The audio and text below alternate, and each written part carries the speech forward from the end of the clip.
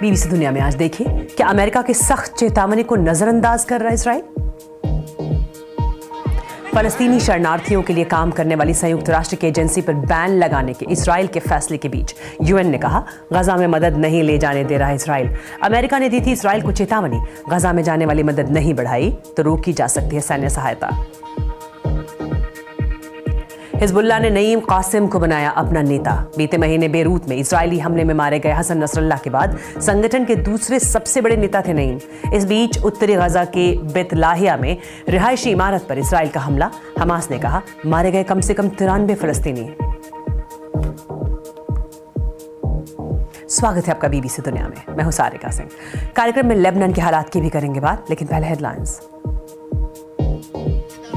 Iran ने किया सैन्य बजट में 200% की बढ़ोतरी का ऐलान। हाल के दिनों में इसराइल के साथ सीधा टकराव बढ़ने के बाद उठाया यह कदम।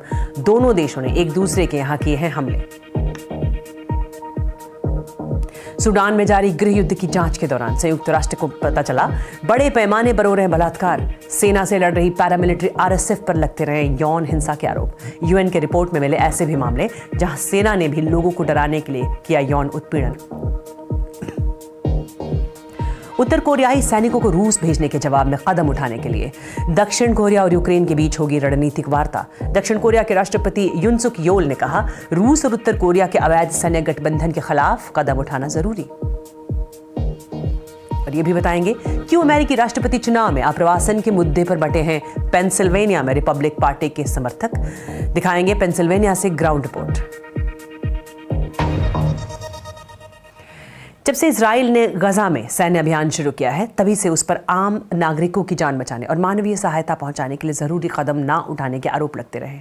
इजराइल इन दोनों ही आरोपों को बेबुनियाद बताता रहा, लेकिन हाल ही में अमेरिका ने चेतावनी दी कि अगर गजा में मदद नहीं पहुंची तो वो इजराइल को दी जाने वाली मदद रोक सकता है। लेकिन अब इजराइल ने ऐसा कदम उठाया है जिससे ये सवाल उठ रहे हैं कि क्या उसने अमेरिका की चेतावनी को नजरअंदाज कर दिया है। देखिए कवर स्टोरी में। फलस्तीनी शरणार्थियों के लिए काम करने वाली संयुक्त राष्ट्र की एजेंसी UNRWA पर इसराइल ने बैन लगाया है। इसके साथ ही उसे अपने सहयोगी देशों की आलोचना का भी सामना करना पड़ा है। इजरायली संसद में बीती रात UNRWA पर इसराइल में 3 महीने का प्रतिबंध लगा दिया, जिसके बाद अमेरिका ने इसराइल से कहा कि वो इस कानून को लागू ना होने दे। जर्मनी ने कहा है कि इससे लाखों लोगों को मिलने वाली मदद पर असर हो सकता है। वहीं ब्रितानी प्रधानमंत्री कीर स्टारमर ने भी इसराइल के इस फैसले पर चिंता जताई है। संयुक्त राष्ट्र के महासचिव एंटोनियो गुटेरेस ने कहा है कि UNRWA का काम करते रहना बेहद जरूरी है और इसके बिना फलस्तीनियों को गंभीर मुश्किलों का सामना करना पड़ सकता है। और जिस कानून के तहत UNRWA पर बैन लगाया गया, वो इजरायली संसद में बहुमत से पारित हुआ। इसके खिलाफ सिर्फ 10 वोट पड़े। इस पर और जानकारी दे रही हैं यरूशलेम में मौजूद बीबीसी संवाददाता योलान नेल। इस कानून को 3 महीनों के लिए लागू किया जाएगा और इस्राएली प्रधानमंत्री के कार्यालय ने जानकारी दी है कि इस दौरान इस्राएल अंतर्राष्ट्रीय समुदाय के साथ मिलकर गजा में मदद पहुंचाने को लेकर काम करने के लिए तैयार है। लेकिन इस कानून को गहराई से देखें तो इसके 2 हिस्से हैं। पहला हिस्सा तो ये कि इस्राएल और कब्जे वाले पूर्वी यरूशलेम में UNRWA पर पूरी तरह से बैन लगाया गया है, वो वहाँ कोई भी काम नहीं कर सकती। फिर दूसरा हिस्सा किसी भी इस्राएली अधिकारी को इस एजेंसी के साथ काम करने से रोक सकता है। इस्राएल पिछले कई दशकों से फलस्तीनी शरणार्थियों के लिए काम करने वाली संयुक्त राष्ट्र की एजेंसी के खिलाफ रहा है और हाल के सालों में उसका विरोध और तेज हुआ है। इजराइल का दावा है कि इस एजेंसी के स्टाफ गजा में हमास के साथ मिला हुआ है और बीते साल 7 अक्टूबर को हुए इस हमास के हमले में इसके 19 कर्मचारी शामिल थे। लेकिन इस मामले में इजराइल ने पर्याप्त सबूत नहीं दिए। संयुक्त राष्ट्र ने आरोपों की जांच करने के बाद 9 कर्मचारियों को नौकरी से निकाल दिया था। UNRWA गजा में काम करने वाला मुख्य संगठन है। अभी तक ये साफ नहीं है कि अगर ये बंद हो गया तो गजा में मदद कैसे पहुंचेगी। इस बीच लेबनान के हथियारबंद गुट हिजबुल्लाह ने अपने नए प्रमुख का ऐलान कर दिया है। इसने नईम कासिम को अपना सबसे बड़ा नेता चुना है। इससे पहले नईम हिजबुल्लाह के दूसरे सबसे बड़े नेता थे। बीते महीने हिजबुल्लाह के नेता हसन नसरल्लाह की लेबनान की राजधानी बेरूत में हुए इजरायली हमले में मौत हो गई थी। उसके बाद से इजराइल हिजबुल्लाह के कई वरिष्ठ नेताओं की जान ले चुका है। हसन नसरल्लाह के बाद उनके उत्तराधिकारी माने जाने वाले हाशिम सैफुद्दीन भी बीते दिनों इजरायली हमले में मारे गए। अब नए नेता चुने गए नईम कासिम कहाँ हैं ये तो नहीं पता, लेकिन ऐसी खबरें हैं कि हो सकता है वो भागकर ईरान गया। दूसरी तरफ इसराइल ने बीती रात लेबनान की बेका वैली में जोरदार हवाई हमले किए। इस इलाके को हिजबुल्लाह का गढ़ माना जाता है। लेबनान के स्वास्थ्य मंत्रालय ने कहा कि इन हमलों में 60 लोग मारे गए, जिनमें 2 बच्चे थे। 50 लोग घायल भी हुए हैं। इस बीच गजा में अब भी संघर्ष जारी है। इसराइल ने आज उत्तरी गजा के बैतलाहिया में एक रिहायशी इमारत पर हमला किया। गजा में काम कर रहे हमास के स्वास्थ्य मंत्रालय का कहना है कि इस हमले में कम से कम 93 लोग मारे गए। आशंका जताई जा रही है कि कई लोग अब भी मलबे के नीचे दबे हो सकते हैं। इसराइली सेना का कहना है कि वो इन दावों की जांच कर रही है। इस बीच गजा के स्वास्थ्य मंत्रालय ने कहा है कि बीते साल 7 अक्टूबर से अब तक गजा में मारे गए लोगों की संख्या 43,000 को पार कर गई है। इसके अलावा 1 लाख से ज्यादा लोग घायल हुए हैं। वहीं उत्तरी गजा के जबालिया रिफ्यूजी कैंप में रहने वाले लोगों ने बीबीसी को बताया कि उन्हें पीने का पानी, खाने की चीज़ों और दवाइयों जैसी बुनियादी ज़रूरतों के लिए भी मुश्किलों का सामना करना पड़ रहा है। फ़लस्तीनी रिफ्यूजियों के लिए बनी संयुक्त राष्ट्र की एजेंसी के प्रमुख फिलिप लज्जारिनी ने कहा है कि इजरायली प्रशासन उत्तरी गजा में मानवीय मदद पहुंचने से रोक रहा है। इसराइल उत्तरी गजा में ये कहकर ग्राउंड ऑपरेशन कर रहा है कि यहाँ पर फिर से हमास इकट्ठा हो रहा है। देखिए ये रिपोर्ट। उत्तरी गजा का जबालिया कैंप, कभी यहाँ लोगों की भीड़ लगी रहती थी, लेकिन अब ये वीरान शहर में तब्दील हो चुका है। इसका ज़्यादातर हिस्सा मलबे में तब्दील हो चुका है। इजरायली सेना ने दावा किया है कि हमास यहाँ फिर से एकजुट हो रहा है और उसी दावे के आधार पर यहाँ हमला बोल दिया गया। हजारों लोग पड़ोसी इलाकों में पलायन कर चुके हैं और यहाँ बचे हुए लोग बुनियादी ज़रूरतों के लिए तरस रहे हैं।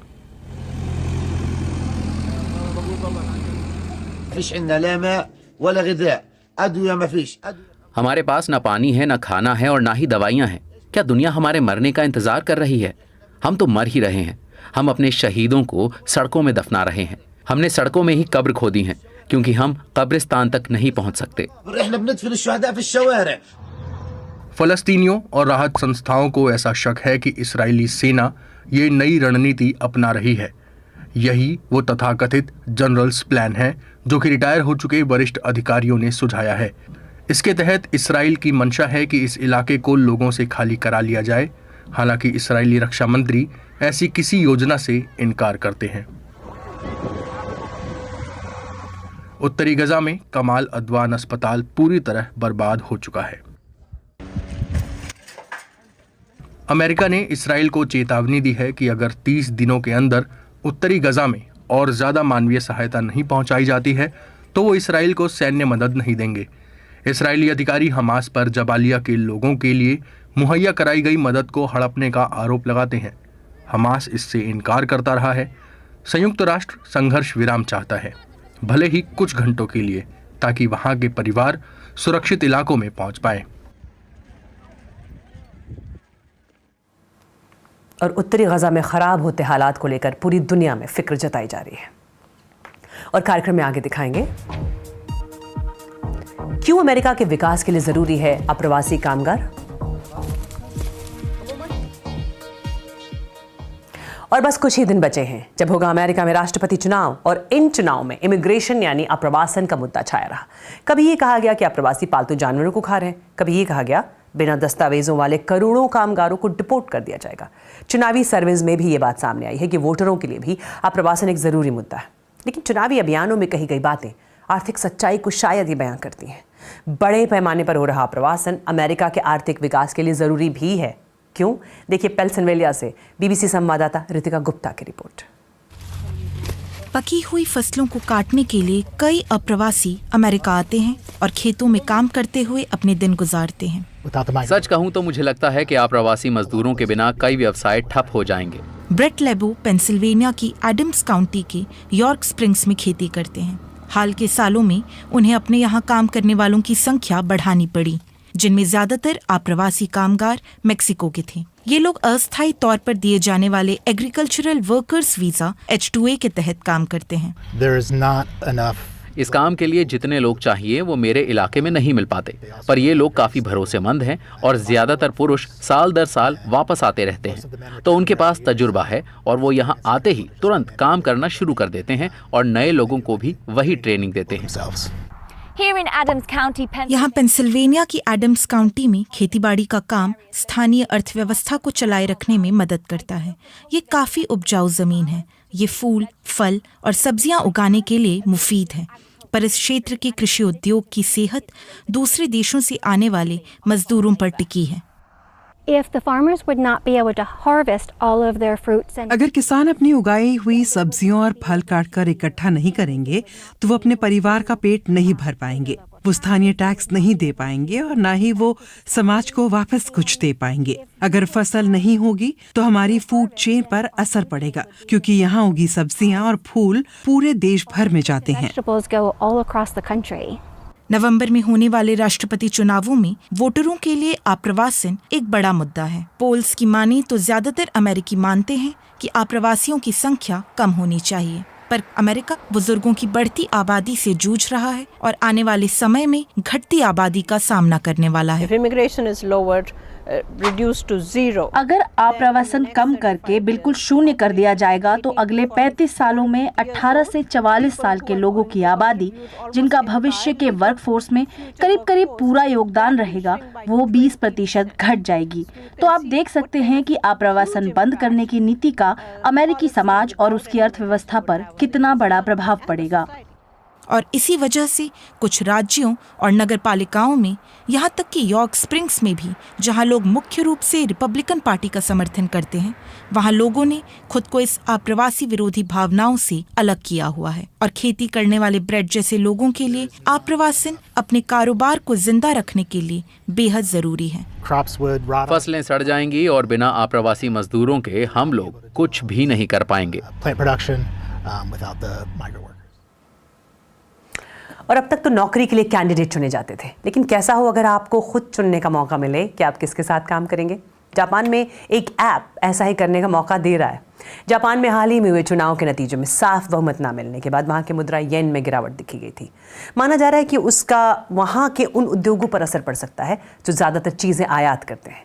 उस पर मुश्किल ये कि माना जा रहा है कि 2040 तक यहाँ 1 करोड़ से ज़्यादा कामगारों की कमी हो जाएगी। AI, रोबोट्स या आप्रवासन से कुछ मदद तो मिल सकती है, लेकिन तब तक इस समस्या से जूझने के लिए नए नए तरीके अपनाए जा रहे हैं। और ऐसा ही एक तरीका है ऐप की मदद से खुद चुनना आप कहाँ काम करना चाहते हैं, वो भी अपनी शर्तों पर। देखिए BBC संवाददाता मोरिको ओई की रिपोर्ट। कल्पना कीजिए एक ऐसा जॉब इंटरव्यू जहां आप चुन सकते हैं कि आप किसके साथ काम करना चाहते हैं। ये शॉर्ट फिल्म जापान में इस साल काफी वायरल हुई थी, क्योंकि लेबर मार्केट में कामकाजी लोगों की कमी की वजह से काम पर रखने वालों और कामगारों के बीच का संतुलन बिगड़ गया था। क्या हो अगर नौकरी की तलाश करने वालों को न इंटरव्यू देना पड़े? टाइमी गिग वर्कर्स यानी कॉन्ट्रैक्ट पर काम करने वाले लोगों और नौकरी देने वालों के लिए एक मैच मेकिंग ऐप है। 2018 में बने टाइमी में करीब 3 लाख रजिस्टर्ड बिजनेस और लगभग 90 लाख यूजर्स हैं। इस इंडस्ट्री को स्पॉट वर्क के नाम से भी जाना जाता है, जिसमें रोज के काम का मेहनताना तुरंत दिया जाता है। कंपनी के CEO रो ओगावा ने जब कंपनी शुरू की थी तब वो पढ़ाई कर रहे थे। फिलहाल 90% से ज्यादा काम लॉजिस्टिक्स, रिटेल, रेस्तरां या बार में है। घरेलू टूरिज्म में इजाफे से होटलों को भी कामगारों की तलाश है, साथ ही इवेंट्स और मैन्युफैक्चरिंग में भी। इसके अलावा नर्सिंग और चाइल्ड केयर में भी काफी काम है। मेरे ख्याल से ये कर्मचारियों के हिसाब से तो काफी अच्छा है, क्योंकि आपको रेज्यूमे जमा करने की जरूरत नहीं है। लेकिन एम्प्लॉयर्स के लिए क्या ये जोखिम भरा नहीं है? उबर की तरह हमारा सिस्टम दोनों पक्षों को एक दूसरे को जानने और कमेंट्स देने का विकल्प देता है, जो एक रेज्यूमे की तरह ही काम करता है। और ये अपनी जानकारी खुद डालने वाला सिस्टम यहाँ चल भी पाया क्योंकि हम जापान में हैं, जहां एम्प्लॉयर्स अपने कर्मचारियों पर भरोसा कर सकते हैं। स्पॉट वर्क इंडस्ट्री में आप काफी आगे हैं, लेकिन अब कंपटीशन भी बढ़ गया है। आप इंट्रोडक्शन फी के तहत लोगों के उनके वेतन का 30% लेते हैं, लेकिन दूसरे इससे कम पैसा लेंगे। इससे आप कैसे निपटेंगे? हमारी प्राथमिकता है कि हमारे पास ज्यादा से ज्यादा कर्मचारी हों, साथ ही जॉब ऑफर्स भी। दूसरे बिजनेस में इंट्रोडक्शन फीस कम ही है, लेकिन अगर बिजनेस को काम करने के लिए लोग ही नहीं मिलेंगे तो वो क्या करेंगे? इसलिए हम उतना ही शुल्क लेने की योजना बना रहे हैं। क्या आप इसे जापान से बाहर भी ले जाना चाहते हैं? जापान की ही तरह दक्षिण कोरिया और ताइवान जैसी अर्थव्यवस्थाएं कामगारों की कमी से जूझ रही हैं। इसलिए हम अपना बिजनेस बढ़ाने की सोच रहे हैं, खासकर एशिया में। Taimi offers these people new ways to spend their time. टाइमी का अनुमान है कि भविष्य में जापान में ही इस काम के विस्तार की काफी संभावना है। To build other infrastructure that brings more. और चीन भी कुछ ऐसी समस्या से जूझ रहा है। एक वक्त वन चाइल्ड पॉलिसी पर चढ़ने वाला चीन अब युवाओं को शादी करने और बच्चे पैदा करने के लिए प्रोत्साहित करने में जुटा है। दरअसल दुनिया की दूसरी सबसे बड़ी अर्थव्यवस्था कमजोर विकास दर और बूढ़ी होती जनसंख्या से जूझ रही है। घटती हुई जन्म दर की समस्या को दूर करने के लिए वहाँ सरकारी नीतियों में कुछ बदलाव किए गए हैं, जिनमें ऐसी फिल्में और ड्रामा बनाना भी शामिल है जिनसे युवाओं को शादी करने और बच्चा पैदा करने के लिए प्रेरणा मिले। लेकिन क्या ऐसी कोशिशों का असर होता है? इस पर जानकारी दे रही हैं बीबीसी की एशिया बिजनेस रिपोर्टर मारिको ओई। दुनिया के इस हिस्से में कई विकासशील देशों के सामने ये समस्या पैदा हो गई है। सिंगापुर, जापान, दक्षिण कोरिया, ताइवान और अब चीन में भी यही देखने को मिल रहा है, जो कभी एक बच्चे वाली नीति के लिए जाना जाता था। लेकिन अब स्थिति ये है कि काफी वक्त से सभी सरकारें महिलाओं को ज्यादा बच्चे पैदा करने के लिए कह रही हैं। लेकिन चीन में उठाए गए कदम नए और अनोखे हैं, यानी कि ऐसी फिल्में, टीवी शो और नाटक बनाने हैं जो शादी और बच्चा पैदा करने की संस्कृति का प्रचार करें। चीन अब युवाओं को शादी में रुकावटों को रोकने के लिए भव्य और ज्यादा खर्च वाली शादियों की उम्मीद न पालने के लिए भी कह रहा है। इसके अलावा बेहतर चाइल्ड केयर और टैक्स में राहत जैसी नीतियां भी लाई जा रही हैं। लेकिन मैं ये कहना चाहूंगी कि ऐसी नीतियां पहले भी कई देशों में लाई गई थी, लेकिन उन देशों में जन्म दर बढ़ने को लेकर कोई खासा असर देखने को नहीं मिला। अब ये भी सच है कि कम होती जनसंख्या का मतलब है कि काम करने वाले कम हो रहे हैं और इन अर्थव्यवस्थाओं के सामने बूढ़ी होती जनसंख्या की समस्या है, यानी कि आज जो लोग काम कर रहे हैं उनके ऊपर बुजुर्गों का खर्च उठाने का बोझ बढ़ रहा है। लेकिन हम ये देखेंगे कि क्या ये टीवी ड्रामा और फिल्में युवाओं को बच्चे पैदा करने के लिए मना पाते हैं या नहीं। Dramas and films could do the trick to encourage people to have kids. और अब दुनिया भर की कुछ और खबरें।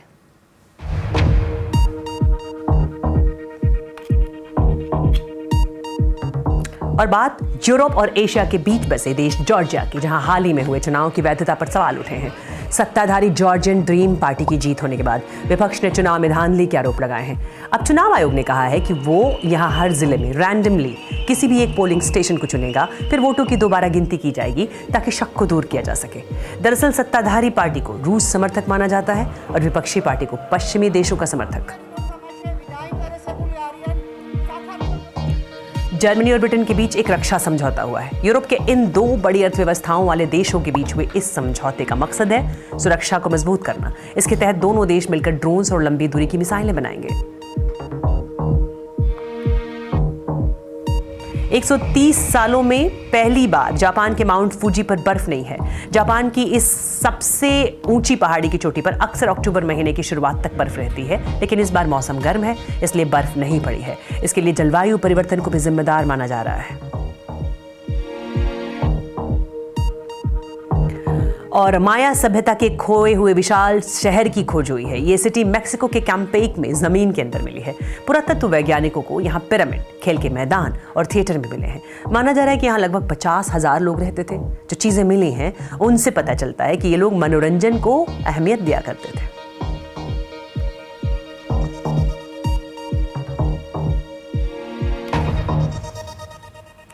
और अब चलते चलते देखिए तस्वीरें चीन के सिल्क रोड कार्निवल की। 5 दिन तक चले इस कार्निवल में हिस्सा लेने के लिए दुनिया भर से आर्टिस्ट आए। ये कल्चरल एक्सचेंज का भी मौका था।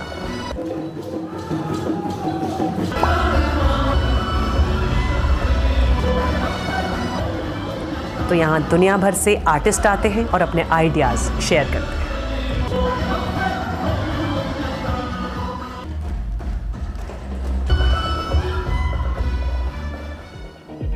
और आज के लिए इतना ही। कल से हम मिलेंगे एक नए प्लेटफॉर्म पर। देखिए बीबीसी दुनिया सोमवार से शुक्रवार रात 10 बजे न्यूज़ 24 पर और रात 10:30 बजे से बीबीसी हिंदी के YouTube पर।